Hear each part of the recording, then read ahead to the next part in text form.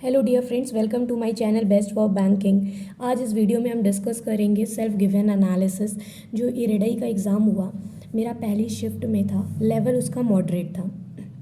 मैं आपको topic wise बताऊंगी किस तरीके से क्वेश्चंस आए। सबसे पहले डिस्कस करते हैं रीजनिंग में। टोटल 40 क्वेश्चंस देखने को मिले। सिलॉक्स के 5 क्वेश्चंस थे, डायरेक्शन एंड डिस्टेंस के 5 क्वेश्चंस थे, इनइक्वालिटी के 5 क्वेश्चंस थे, इनपुट आउटपुट के भी 5 क्वेश्चंस थे। मैं बता देती हूँ कि लॉजिक क्या था उसमें। जैसे बर्ड है, वर्ड बर्ड है, तो बर्ड में जो फर्स्ट लेटर था उसका जो प्रीवियस लेटर था उससे पहले जो आता है, बी से पहले ए आता है। इस तरीके से हमारे लेटर में लॉजिक चल रहा था और जितने भी नंबर्स गिवन थे उनको असेंडिंग ऑर्डर में आपको सेट करना था। ये इनपुट आउटपुट का लॉजिक था। फिर हमें पज़ल देखने को मिली। अनसर्टेन सर्कुलर बेस्ड पज़ल के 5 क्वेश्चंस थे, मंथ बेस्ड 5 क्वेश्चंस थे। टोटल 10 पर्सन को आपको बैठाना था और टोटल आपको 5 मंथ्स गिवन थे और 2 डेट्स गिवन थी, 5 एंड 24। एक इवेंट डेट थी, एक ऑड डेट थी और टोटल 10 पर्सन इसमें आपको अरेंज करने थे। फिर ट्रायंगुलर बेस्ड पज़ल एक थी जिसमें 5 क्वेश्चंस देखने को मिले।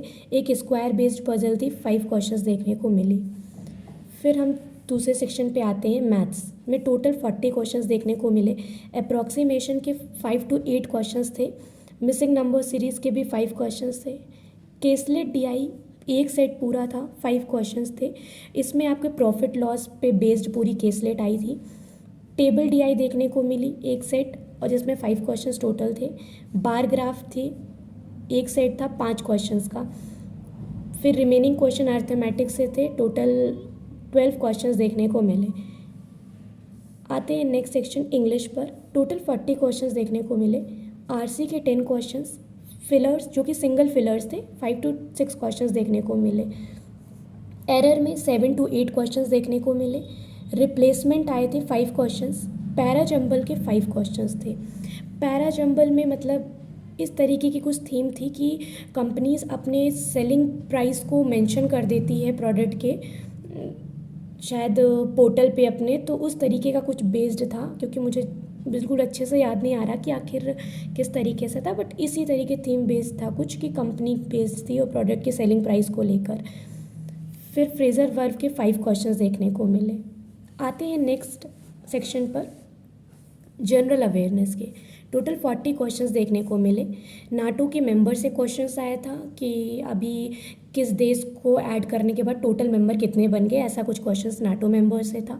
ब्रांड एम्बेसडर गुची का पूछा था, एक ब्रांड है गुची, उसका ब्रांड एम्बेसडर किसको बनाया गया, ये था क्वेश्चन। फिर एक क्वेश्चन था कि marks digit on Aadhaar card, कितने मार्क्स डिजिट होते हैं आधार कार्ड पे, उसको एक क्वेश्चन था।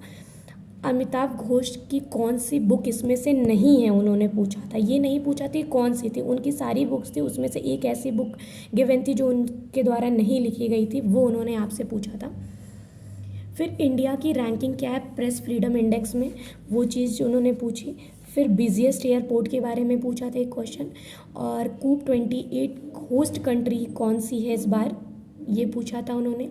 एक Kiran Nadar belongs to which field, इसके बारे में क्वेश्चन था।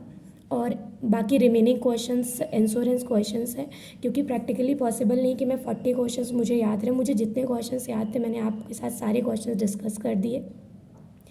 अगर आपने भी एग्ज़ाम दिया हो तो आप ज़रूर बता सकते हैं आपका एग्ज़ाम कैसा हुआ है इस वीडियो के डिस्क्रिप्शन में। Thank you and have a nice day.